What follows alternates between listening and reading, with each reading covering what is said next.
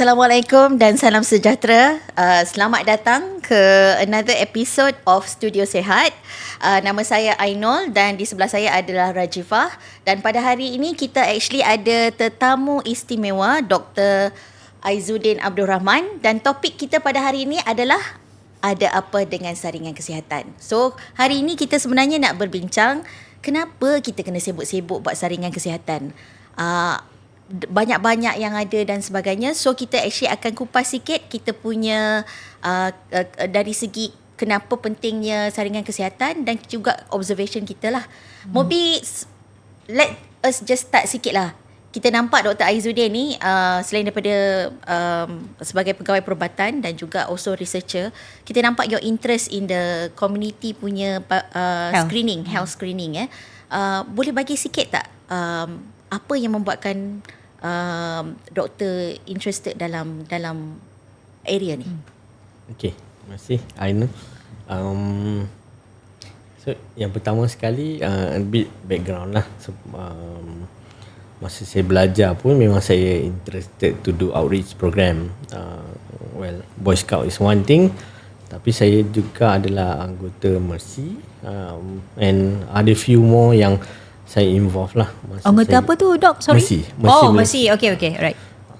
Tapi sebelum Mercy, saya ada banyak involvement masa saya belajar dekat Indonesia. So memang benda tu tak asing lah untuk saya in term of community. Tapi dengan tanggungjawab dan ni memang sekarang dah sangat kurang. Jadi saya rasa opportunity ni saya boleh guna untuk touch back to things yang I used to do. So that's. Dan sebab I think sebenarnya macam di bawah Nadi Kesejahteraan Kendiri, kita actually ada elemen untuk pergi dari satu nadi ke satu nadi. Kita bawa kita punya what we call as reach team, untuk buat health screening ataupun saringan kesihatan di nadi-nadi. Dan kita dah mulakan pada bulan lepas di Sabah. Dan sekarang ni kita tengah buat saringan kesihatan di wilayah Persekutuan. And Dr. Aizuddin is actually part of these things lah. Yes. So it will be interesting. Maybe sepanjang pengalaman doktor actually jumpa dengan pelbagai orang untuk buat screening masa kita di Sabah dan di wilayah sekarang, ada tak anything yang interesting observation lah tentang penduduk bila dia buat saringan kesihatan masa kita pergi tu? Okay, so ya betul, saya memang ada opportunity join lah. Pada saya memang very interesting. So kita cakap dulu tentang people dekat Sabah lah. One is kita punya assumption always health seeking behaviour tu macam tak bagus sangat and so on. Tapi it turn out dekat Sabah dia punya turnout patient ataupun klien tu memang sangat tinggi lah. Walaupun saya rasa mungkin bahan tu mungkin boleh improve, tapi memang ramai datang. And it's not that diorang datang just touch and go. Everyone yang datang and tanya soalan yang betul-betul very beneficial to them lah. So saya nampak yang kesihatan Kendiri pada masyarakat sana memang bagus lah. In fact lebih daripada yang saya expect. Okay, so berbanding dengan, sebab last week kan kita dah pergi ke 3 nadi di kawasan KL kan. Jadinya doktor ada nampak perbezaan daripada segi respons dan daripada segi appreciation towards kesihatan Kendiri ni, adakah nampak perbezaan antara dua kawasan ni? Okay, so yang dekat Sabah tu kita nampak dia banyaknya community yang relatively sihat. So yang datang tu sama ada dia bawa parents ataupun mungkin grandparents. So bila dia bawa datang and they know memang ada expectation lah for their grandparents and all. Tapi dekat sini kebanyakannya adalah patient yang memang dia tahu dia dah ada penyakit tu. Jadi dia punya aim kenapa dia datang tu lain. Sebagai contoh macam dekat Sabah ada satu patient yang kita jumpa tu, dia ada macam-macam masalah kesihatan lah. Salah satunya of course kencing manis darah tinggi, lepas tu dia ada cancer juga, cancer survivor lah. Jadi dia lebih aware, dia datang dengan buku. It's not buku yang macam klinik bagi ke government bagi, dia punya diary sendiri. very macam impressive. awesome. Macam journal kesihatan dia lah. Correct. Right. Tu tak kira yang digital juga. Walaupun kat Sabah saya cakap, okay, very interesting diorang ada that one. Dekat belah sini, dia banyak yang datang dengan saya punya result bulan lepas macam ni. Instead of bawa buku tu lah. Ada juga yang bawa tapi tak seramai kat sana lah. Mungkin sebab apa tu dekat kawasan-kawasan KL ni mungkin dah ramai organisasi yang turun dan buat saringan kan. Jadinya that could be one of the factors lah. Kenapa? Mungkin lah. But I still find it interesting sebab apa? When we go to Sabah, we are not going to towns. Kita betul? Sebenarnya pergi ke area yang daripada area Kota memang Kinabalu, suburban Penampang, but and then all the way to Mesapol. So which is actually a bit further daripada big towns lah. So it's actually kawasan. Tapi approach diorang I think is different because some of the parts tu I ada and I nampak trend dia bawa the whole family macam doktor cakap tadi kan. Including anak saudara dia, sepupu dia, the whole family datang to actually do health screening, which I think is a good good trend. Kalau kita compare mungkin 20 years back lah, masa saya 10 years back lah saya masuk dalam bidang ni pun 12 tahun baru. Muda lagi. Yes. So masa tu mungkin satu internet access lah. Memang very low masa tu kan. So sekarang in term of knowledge dia boleh dapat mana-mana je. Sure. And the good thing is dia bukan just baca saja. Dia tahu dah kegunaan dia untuk. That's why kita nampak these changes lah. Tapi saya setuju dengan Rajifah yang dekat sini actually one of the client ada bagi tahu yang minggu lepas ada saringan kesihatan yang diorang pun join. So in term of dia punya aim tu bila dia pergi dengan sebelum ni ada beza lah. So saya ambil kesempatan tu untuk tune sikit kita punya advice lah according to this community. Okay, bermaknanya diorang pergi untuk buat saringan sebab diorang nak track diorang punya improvement lah in terms of diorang punya own healthcare kan. Sama ada bertambah baik ke ataupun ada berkurang ke. Betul. So that would be diorang punya intention lah bagi penduduk KL lah. Betul. Kebanyakannya. So, macam ada patient ni memang bila dia duduk je the first kali dia cakap saya tak nak makan ubat. So saya punya jawapan adalah saya tak bagi ubat. Jadi saya tanya apa tujuan puan datang sini dan dia kata sebelum ni dia pernah buat saringan and then dia punya kolesterol tinggi. Lepas tu dia kata dia datang kali ni nak tengok kolesterol dia turun ke tak sebab dia dah buat certain intervention lah. Yes. Of course saya tak explore deep sangat intervention tu tapi saya tanya dia okay, so sekarang puan datang saya punya soalan adalah puan rasa puan buat intervention tu konsisten ke tak. So kalau dia konsisten dan kita kata okay, now kita nak tengok result daripada intervention tu berhasil ke tak kan. Dan patient sini decide yang dia buat tu tak berhasil langsung. Saya pun tak sure dia buat apa lah. Dia kata tak berhasil. Dan saya kata okay, now kita boleh move forward. Kita boleh buat plan lain untuk another 3 months atau 6 months. Okay. Itulah sebab apa bila kita cakap pasal saringan kesihatan, we want to know sepatutnya lah we want to know keadaan kesihatan kita. Kita sihat ke tak sihat. Bila kita dalam keadaan yang mungkin kurang sihat, we are seeking for treatment plan lah to a certain extent. Tapi kalau kata tak nak makan ubat, tak buat apa-apa, it will actually you keep on saring tapi keadaan you tidak berubah. Kan? So I think that somehow itu nak mungkin antara cabaran yang kita kena betulkan. Betul. So kita antara saya untuk patient lah macam klien yang datang kita bagi different perspektif pada dia. Macam tadi patient tu dia kata dia memang tak nak makan ubat. So provided kalau kata kita hantar dia pergi klinik pun kita start ubat pun dia akan bawa balik dengan macam shopping lah banyak ubat and tak buat apa-apa kumpul-kumpul mungkin buat trofi kot. So now kita bagi balik dia punya tanggungjawab jaga kesihatan tu ataupun kesihatan kendiri tu back lah pada dia. Now bila kita cakap pasal kesihatan kendiri tu benda first kali yang penting adalah dia sendiri nak buat dulu. Kalau tak dia tak jadi. Dia bukan kesihatan ni dia bukan pada pihak kesihatan je, dia kena pada pihak pesakit tu sendiri.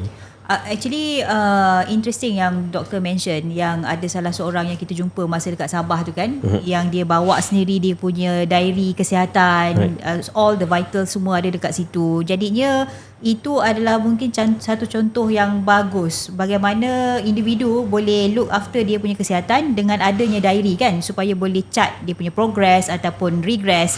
So bermaknanya daripada perspektif doktor lah kan, adakah kalau macam patient tu dia simpan sendiri rekod tu, adakah dia akan membantu doktor bila the next time you jumpa and then you can refer back? So would it be something useful?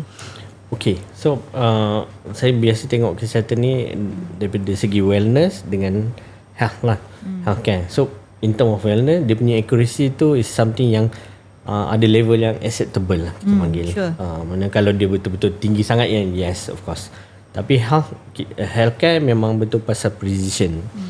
Now in term of kesihatan kendiri ni, one adalah kita nak patient tu tahu apa yang dia monitor. So tak adalah kita nak kata ini tak betul ni bacaan ni. So kita nak tengok trend tu. That's one. Okay. Tak adalah kita persoalkan dia guna BP mesin yang mana kan. Yelah. Ataupun dia MBA letak dekat mana tak ke. MBA kan? So dia punya perspektif tu different sikit. Yeah. Tapi apa yang kita nampak bila patient ada diary tu dia sendiri, dia nampak trend. Trend yang pertama, trend bila dia start rawatan. Yang kedua, trend bila dia berubah cara hidup dia. Bila kita nampak trend tu, yang kata dia punya kesedaran tu lebih cepat lah. Okay. And dia lebih tahan lama. Tu yang pentingnya. I see. Tapi itulah, in one of the talk yang saya pernah attend dulu, adalah somebody tanya, doktor, BP saya tinggi tapi saya tak nak makan ubat. Sebab apa? Nanti kalau saya makan ubat, nanti saya punya buah pinggang rosak. Sebab tu saya tahu saya ada darah tinggi tapi saya tak nak makan ubat. I think rata-rata that is the assumption orang lah. Tak nak makan ubat sebab nanti kalau makan ubat nanti buah pinggang rosak. Macam mana doktor? Faham. So memang banyak soalan macam tu lah. Again, apa yang saya cuba buat adalah saya offer different perspektif pada pesakit ataupun klien ni lah. So now kita baliklah pada ajal. Kalau kata Tuhan letak kita memang apa pun kau buat, kau akan mati pada umur 80 tahun lah. Now sekarang dia datang kat kita pada umur 40. Dia dah ada darah tinggi, kencing manis. Dia tak nak buat apa-apa. Soalan saya adalah, kalau dia kata dia tak nak makan ubat, and dia tak nak buat apa-apa, apa pun jadi, dia kena stroke banyak kali ke, kena dialisis ke, dia still akan tak mati juga sampai 80. Sebab tadi dah letak kan. Itu contohnya lah. Now soalan kita adalah macam mana kualiti hidup dia daripada 40 sampai 80 tahun tu. So different perspektif tu akan bagi dia ownership balik pada kesihatan dia lah. Jadi contoh macam pesakit yang kata saya tak nak makan ubat tadi kan. So saya kata macam saya pernah bagi tahu lah pasal penyakit tu sendiri boleh merosakkan buah pinggang. Even macam analogi penapis dengan air tadi lah. So kalau kita bagi tekanan yang tinggi pada kita punya buah pinggang, dia akan rosak juga eventually. Of course benda yang biasanya orang lupa adalah usia. By the time dia 60, dia punya buah pinggang dah tak macam 20 tahun. So dia lupa benda tu. And wear dengan and penyakit tu lagi cepat dia punya wear and tear. Now bila kita bagi perspektif macam tu, patient akan start berfikir lain lah. So dia punya question yang seterusnya akan berbeza.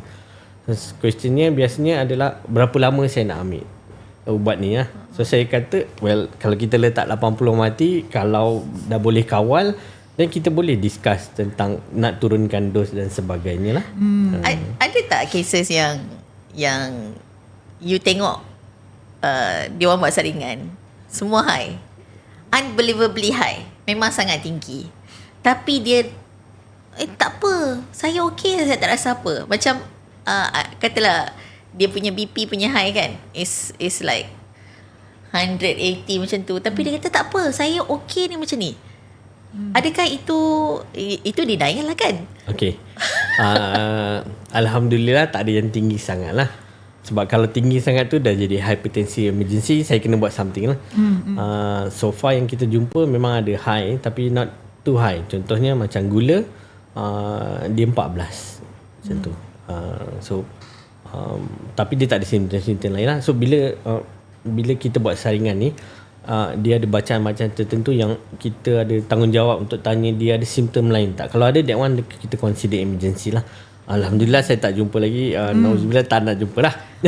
Actually interesting sebab apa, baru-baru ni saya baru balik daripada Pasir Putih, because kita pun ada saringan punya program dekat Pasir Putih. So one of the participants yang datang tu, sebenarnya bila doktor check, dia punya BP tu sangat tinggi tau. So doktor tu terus refer that patient tu kepada klinik. Correct. So doktor memang suruh dia balik dan suruh dia pergi jumpa doktor sebab dah memang tahap Berapa? yang I tak ingat dia punya bacaan, tapi that happen. Tapi kakak tu kata dia tak nak balik sebab dia nak stay on, nak habiskan program. Jadi apa yang kita buat, kita suruh kakak tu masuk dalam bilik rehat lah kan, sebab kita tak nak membebankan dia punya kesihatan lagi. So that happen, and then kakak tu pun tak nak pergi sebab ini lagi satu ya doktor, sebab dia kata kalau dia pergi klinik dia kena bayar ubat. Okay. So benda-benda macam ni lah, I think mungkin I don't know if ada halangan, kekangan untuk masyarakat kita ni mendapatkan lebih rawatan lanjut daripada klinik dan sebagainya. So that could be another issue lah kot.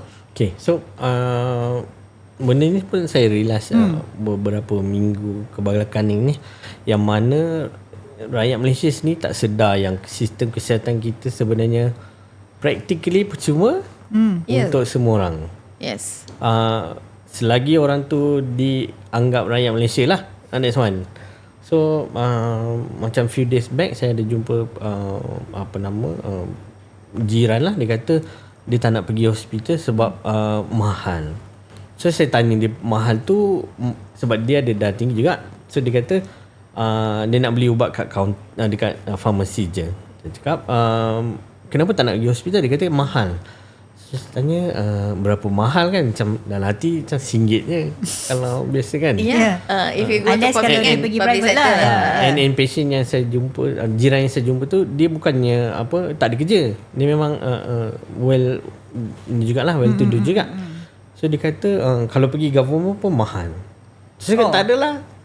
Memang kita biasa untuk rakyat Malaysia RM1 lah untuk permulaan dia. Yang mahal tu mungkin sebab masa menunggu tu. Yang mahal yes. Yang itu lebih mahal daripada harga itulah. But the fact that ada lagi rakyat Malaysia yang tak tahu bahawa kesihatan kita practically free, quite sad jugalah. And dia bukannya macam older generation, younger generation. Right. In fact kalau private pun dengan insurance dia still should be affordable covered, lagi, considered the rest of the region.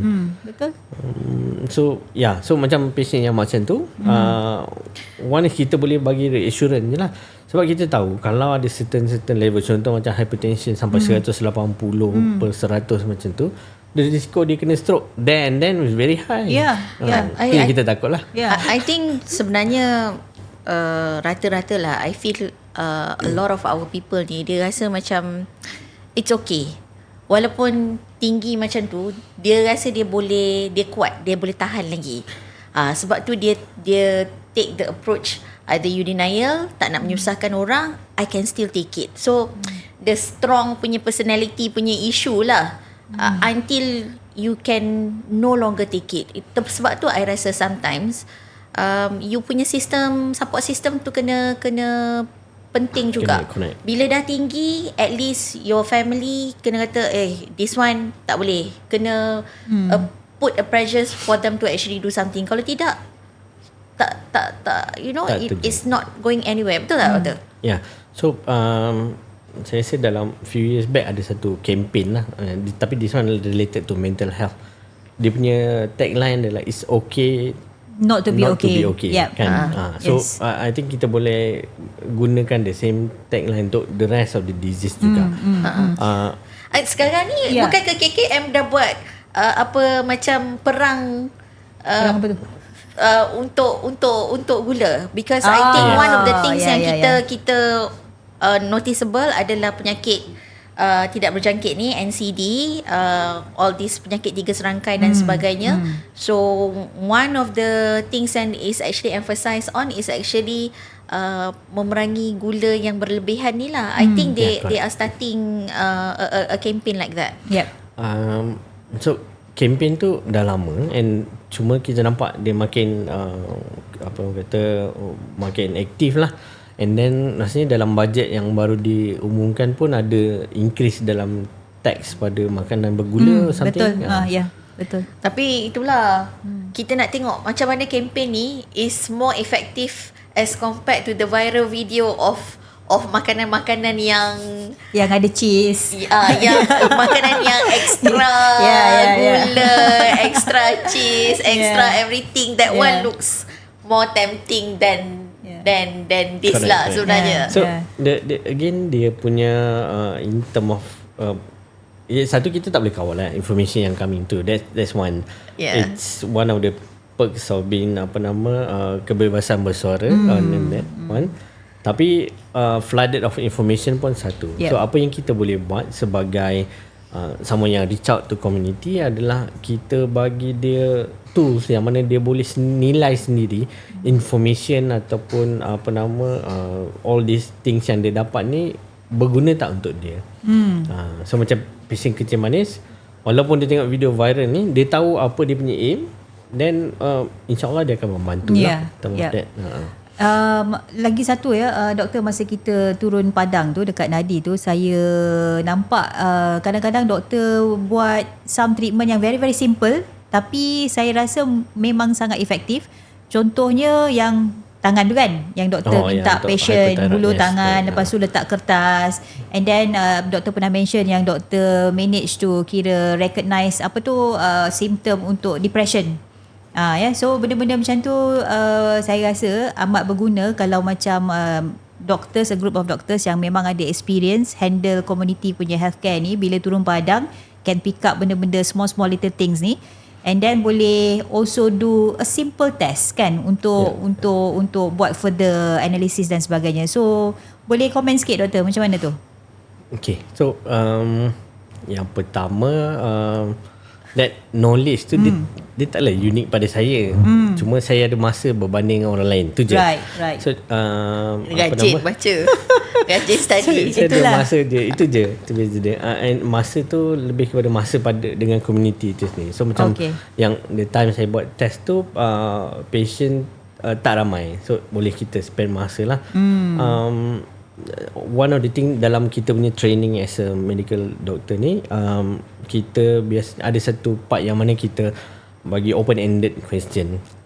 So over the years, mungkin daripada experience yang saya dapat, saya punya open-ended question tu kadang-kadang menarik patient yang ada mental health problems lah. Not necessarily dia disease, tapi boleh jadi just a variation of the normal thing. Saya rasa ada few patients saya tanya dengan proper privacy, saya tanya simple je soalan dia. Saya tanya ada apa-apa tak nak cerita dengan saya, then patient start nangis lah. The few things lah. A few days back ada 2 patient yang menangis. Last week ke? Ya, nangis. So dekat Sabah pun ada juga. Cuma saya tak ada masa nak handle benda tu, sebab ramai orang lain kan. Saya bagi advice lah apa dia boleh buat seterusnya. So interesting buat general health screening, and yet you actually encounter this. Sebab dekat Sabah pun ada.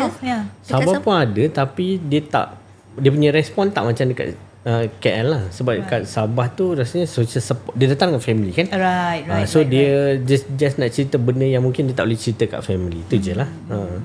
Dekat sini mungkin dia tak ada support ke something like that. Saya just tanya soalan tu, dan dia terus menangis. Yes. Wow. Okay. Yalah, sebab actually bila kita bercakap pasal kesihatan ni, bukan hanya setakat fizikal punya kesihatan kan, tapi our mental jugalah sebenarnya. So Do you think kalau cases macam ni, technology would actually help? Let's say for example teleconsultation ke apa ke, so that walaupun that doctor tu tak ada physically, tak ada pada masa tu, but they can still keep in touch. And kalau teleconsultation is just you and the doctor, to a certain extent ada privacy rather than dekat ni. Would that help?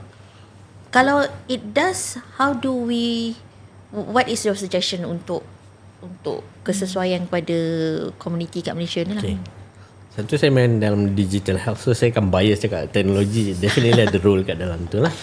But our experience, our team experience masa pandemic pun, we see that all this technology actually give satu reassurance pada patient. Contoh macam simple monitoring device yang dia pakai, wearables and all. Walaupun wearable tu bagi pop up lah, kata dia ada stress level high and all, patient still akan ada reassurance kalau yang reply tu adalah petugas kesihatan. Dia tak semestinya doktor lah, psikologis pun boleh. That's one. And then two, in term of teleconsultation, saya rasa kalau bila kita, macam masyarakat luar negara, contoh macam dekat Europe and all, diorang dah ada online platform untuk mental health. Anyone boleh jump in and pilih dia punya favorite secretary or something like that lah. So benda tu is good provided kita properly pick and choose lah siapa yang boleh bagi advice pada patient. Sebabnya sekarang ni ialah dengan social media, anyone boleh jadi dentist. So that's one of the example lah. So kita nak hati-hati daripada segitulah. Tapi definitely boleh bagi kira opportunity untuk patient ni. Saya nampak dia untuk younger generation lah. Bila kita cakap pasal mental health ni, nak dapat younger generation, in fact our generation at my age pun nak datang jumpa psychiatry atau psikologi, there's a stigma there. Sure. So memang dengan teknologi mungkin kita boleh kurangkan all this. So maybe kita boleh dapat lebih bantu lebih ramai orang lah. Interesting. Itu salah satu yang dengan menggunakan pakai teknologi kan. Jadi antara lain ya doktor, kadang-kadang sebab kita ni perlu monitor kita punya vitals over time kan, untuk kita lihat pattern macam mana sebenarnya kita ni. Macam contohnya saya punya BP sebenarnya below 120/80, always like that. Tapinya bagi saya it's fine sebab memang dah macam tu bacaan saya kan. So kalau kita nak menggalakkan komuniti dekat luar sana untuk pergi buat saringan kesihatan secara berskala, what do you think would be a good way untuk encourage komuniti supaya datang ke nadi dan buat ujian berskala macam tu? Okay, so daripada experience dekat Sabah tu, saya rasa dia just lebih kepada promotion. Sebab komuniti boleh datang je. Dekat sini, dekat belah KL ni, kita mungkin bukan bersaing dengan banyaknya saringan kesihatan lah. Tapi I think the good thing about Nadi is dia ada function lain yang komuniti tahu, yang ada function Nadi yang sedia ada, and ada saringan kesihatan, so dia boleh come as ni lah, not datang not untuk just saringan. for that kan. Itu Betul. yang I think ada plus setengah point orang lah. kata dia rasa lagi comfortable kalau saringan kesihatan tu dekat nadi. Yeah. Kalau nak pergi ke klinik tu dia a bit ni sikit, so dia selalu tunggu. Ada white coat punya syndrome kot. Betul. So mention about that dekat Sabah, ada few patient mention about that. Yes. So dia kata dia sihat, kenapa dia nak pergi klinik.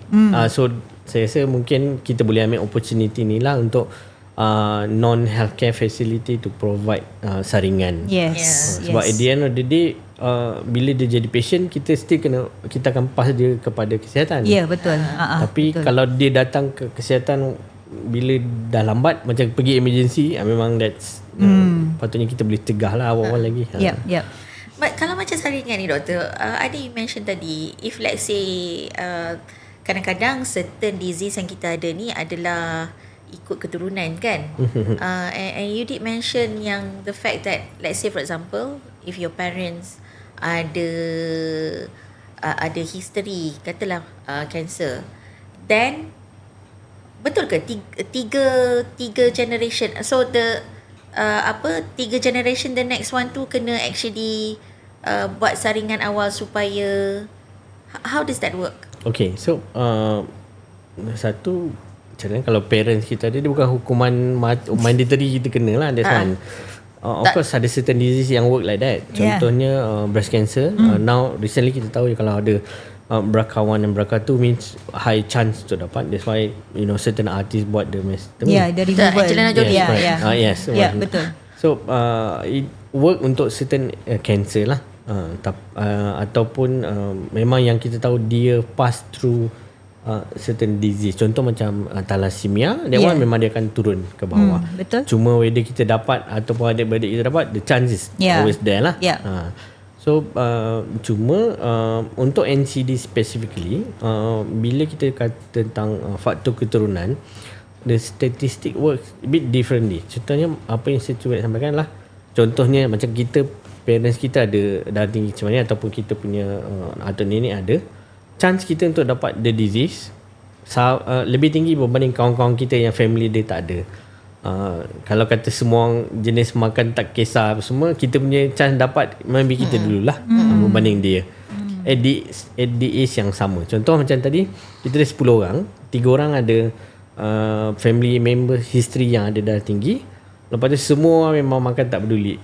By the age of 35, 3 orang ni likely akan dapat darah tinggi berbanding yang lain. Itu je. So they actually have to be more alert lah. Alert, Kalau yes, ada some sort of history dalam family tu, bukan kata diorang terus dapat, tetapi for them to actually be more alert supaya dia tak tergolong dalam boleh manage the risk lah. Boleh, yes, correct. So kita more to manage risk management dalam NCD, correct. Okay doktor, cakap pasal saringan dan sebagainya ni, apa sebenarnya nasihat doktor lah untuk komuniti, dari segi saringan, dari segi macam mana kita nak make sure yang kita ni sentiasa sihat sampai ke habis, supaya kita actually ada a good quality of life. Okay, so dalam Islam kita ada konsep tawakal lah. Tapi ramai orang lupa sebelum tu usaha. So Ni banyak tawakal je tapi tak berusaha. So kita punya community mungkin pada satu masa dulu tawakal dulu. Maksudnya dia tak kisahlah dia ada darah tinggi kecil manis ke, ataupun possible ada. Tak apa, nanti yang penting makan dulu. Makan dulu, yes. So saya punya cadangan atau saranan adalah, yang pertama sekali adalah, kalau tak ada penyakit, tapi kita ada faktor risiko tu, buatlah saringan lebih awal. That's one. Jadi kita boleh manage risk tu lah, macam Rajifah cakap tadi. Kedua, kalau kita tahu kita ada faktor risiko, kita boleh buat saringan lagi awal lah. Yang mana by the time kita dah jadi dalam golongan yang produktif, menyumbang kepada negara, kita nak make sure yang kita sihat waktu kita boleh bekerja tu, waktu kita optimum tu. That's tu. Lepas tu yang ketiga, kalau kata dah memang tahu kita ada penyakit tu, kita nak tahu usaha yang kita buat selama ni, makan ubat, jaga makan. Ada orang yang langsung tolak gula dan so on, ada berhasil ke tak. So that's when kita buat this program saringan lah. Okay, well said. I think the lessons learned yang paling penting sekali, buatlah saringan untuk kesihatan kita, untuk kita tahu at least apakah nombor kesihatan kita, BP kita macam mana, gula kita macam mana, supaya kita boleh teruskan iltizam dan semangat serta usaha kita untuk sihat sebelum kita bertawakal. Ya, baik. Itu saja dari kami pada hari ini. Terima kasih banyak kepada Dr. Aizuddin datang ke studio kita pada pagi ini. Semoga kita berjumpa lagi di episod yang lain dalam Studio Sihat.